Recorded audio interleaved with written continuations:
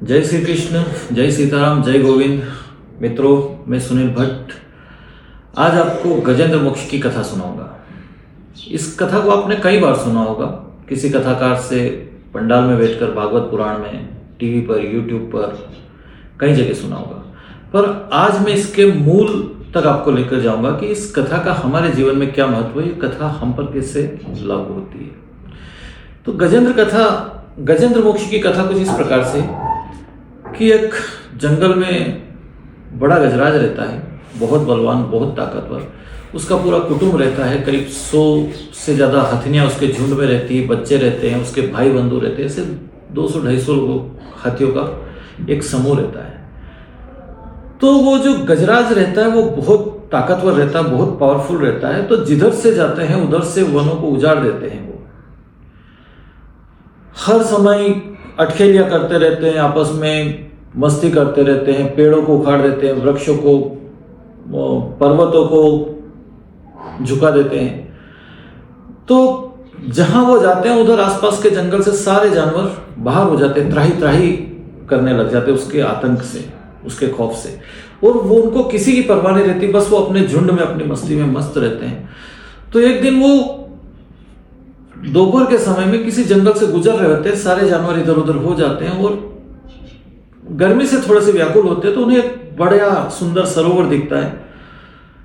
पूरा झुंड उस सरोवर में जाकर धम से प्रवेश कर जाते हैं। जैसे उस सरोवर के अंदर गजेंद्र पांव रखते हैं तो पूरा सरोवर हिल जाता है। सरोवर के अंदर की जो मछलियां होती है उनके प्रभाव से आधी बाहर आ जाती है और बिल्कुल बिलबिला जाती है कि ये क्या हुआ, जैसे कोई भूकंप आ गया, कोई भूचाल आ गया हो।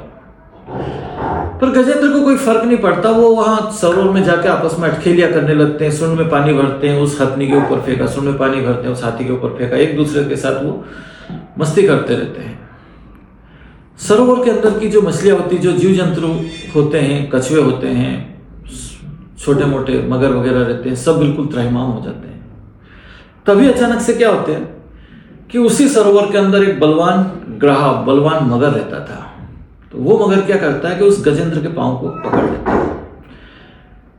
गजेंद्र को लगता है कि कुछ छोटे मोटे जीव जंतु ने मेरे पांव को काटने की कोशिश की, तो वो अपना पांव झटकारने की कोशिश करता है कि मैं अभी छुड़ा लूंगा।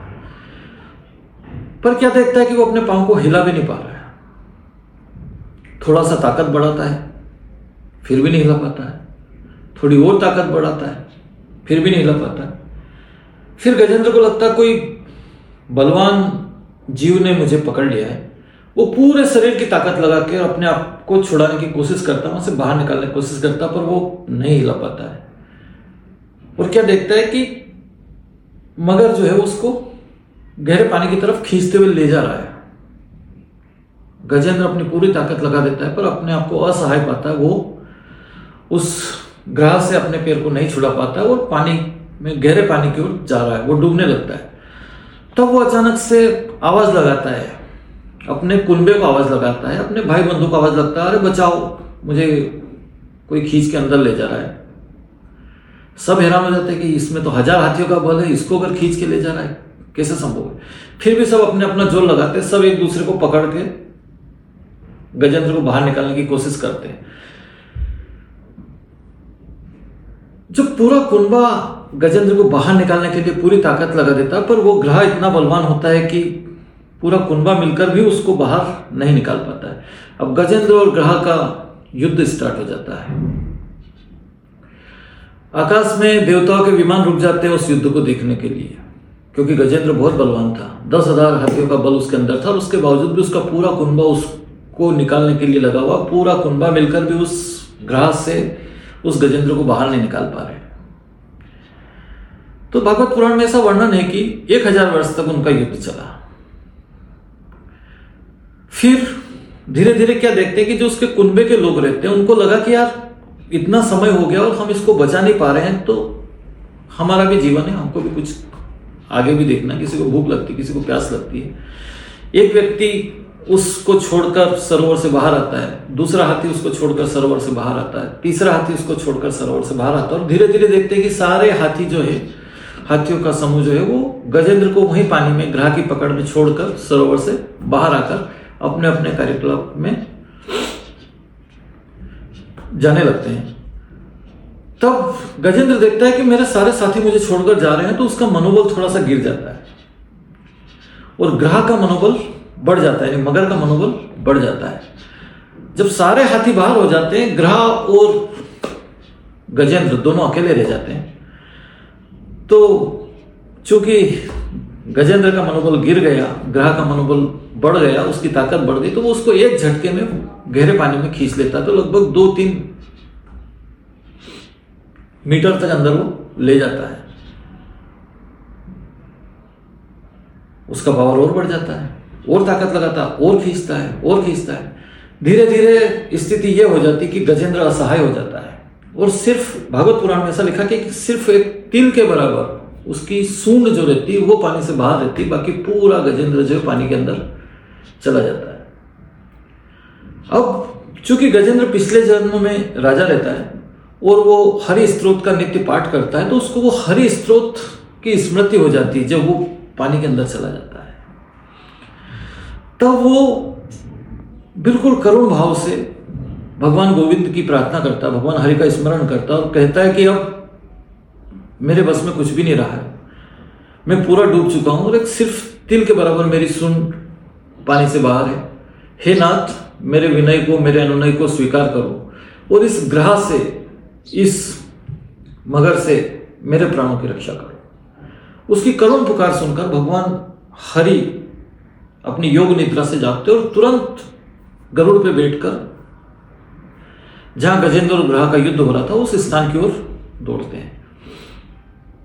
ग्रह उसको और खींचने की कोशिश करता, तो भगवान देखते कि गरुड़ धीरे चल रहे हैं, तो भगवान गरुड़ के सिर पर पांव रखकर गरुड़ से भी आगे आकर अपने सुदर्शन चक्र से उस ग्रह का यानी उस मगर का मस्तिष्क काट देते हैं और उस गजेंद्र को वहां से बचा लेते हैं। गजेंद्र को उस पीड़ा से मुक्ति दे देते हैं, यानी उस पीड़ा से मोक्ष दे देते हैं। और इस प्रकार यह कथा हमने भागवत में पढ़ी। भगवान की जय हो, गजेंद्र की जय हो, ग्रह की जय हो। कथा समाप्त हो जाती है। जितने भी कथाकार हैं कथा को यहाँ लाकर समाप्त कर देते और हम सब भगवान का सुमिरन चिंतन करते अपने घर आ जाते हैं। अब मैं आपको यहां से आगे बताऊंगा कि यह कथा हम पर कैसे लागू होती है। तो मेरी मोटी बुद्धि यह कहती है कि जो गजेंद्र था, जो बलवान हाथी था, वो हम हैं, और जो उसका कुनबा था वो हमारा पूरा परिवार, हमारा समाज है। और जिस सरोवर में वो अटखेलियां खेलने के लिए कूदे थे वो सरोवर ये संसार सागर है।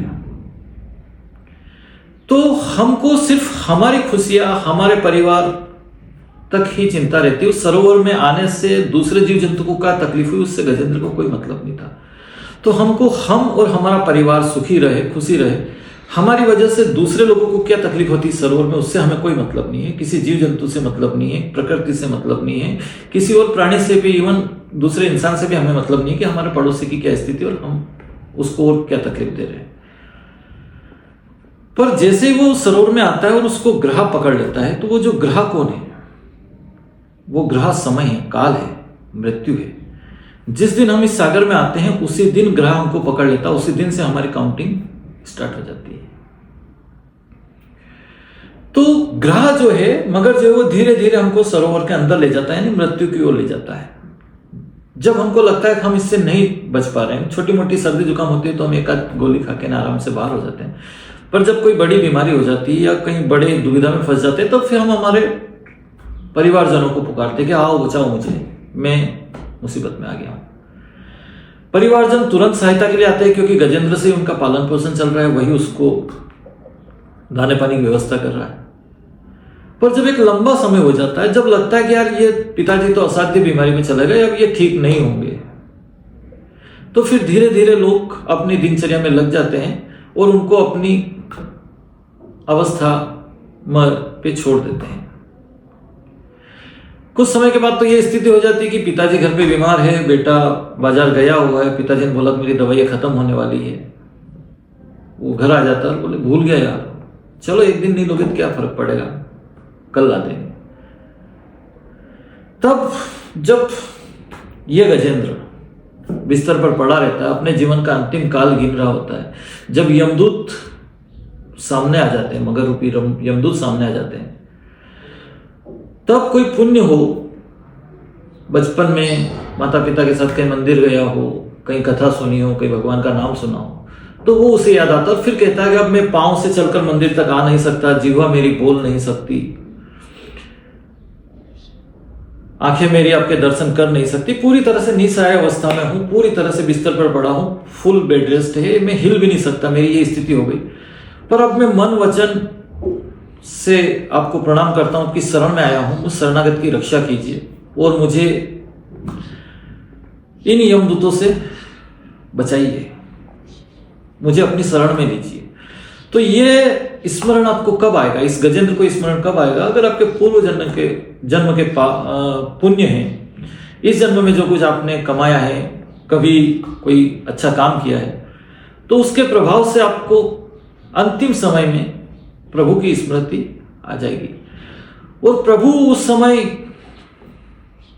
गजेंद्र को मुक्ति देने के लिए, उन यमदूतों से छुड़ाने के लिए स्वयं आएंगे और इस गजेंद्र को इस भवसागर रूपी सरोवर से मुक्त करके अपने साथ साकेत धाम को लेकर चले जाएंगे।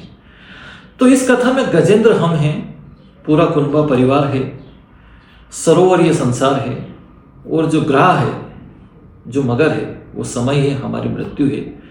तो निश्चित आनी है। वहां 1000 वर्ष गजेंद्र और ग्रह का युद्ध चला था, ऐसा वर्णन मिलता है। तो उस समय आयु हजारों वर्ष में होती थी। आज कलयुग में हमारी 50-60 साल 100 साल की आयु होती है। तो हमारा गजेंद्र यानी हम गजेंद्र का जो युद्ध है ग्रह से, वो 50, 60, 70 साल तक चलता है और उसके बाद अंततोगत्वा जीतता तो ग्रह ही है। पर अगर कोई हमारे पुण्य है, कोई स्मृति है और उस समय में हम ईश्वर का चिंतन कर लेते हैं, तो उस ग्रह से, उस यम से, उस काल से हमको मुक्ति मिल जाती है और प्रभु स्वयं गरुड़ से तेज आकर हमारी आत्मा को, हमारी चेतना को अपने साथ लेकर चले जाते हैं। तो गजेंद्र मोक्ष की कथा आपको कैसी लगी, मुझे कमेंट्स में जरूर बताइएगा। और आगे पुनः मैं एक बहुत रोचक कथा लेकर आपके सामने आऊँगा।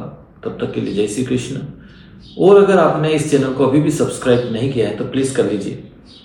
हम इस पर बहुत ही रोचक आध्यात्मिक यात्रा करेंगे। एक एक कथा का, एक एक प्रसंग का हमारे जीवन में क्या महत्व है, यह मैं समझाने की आपको आगे भी कोशिश करूँगा।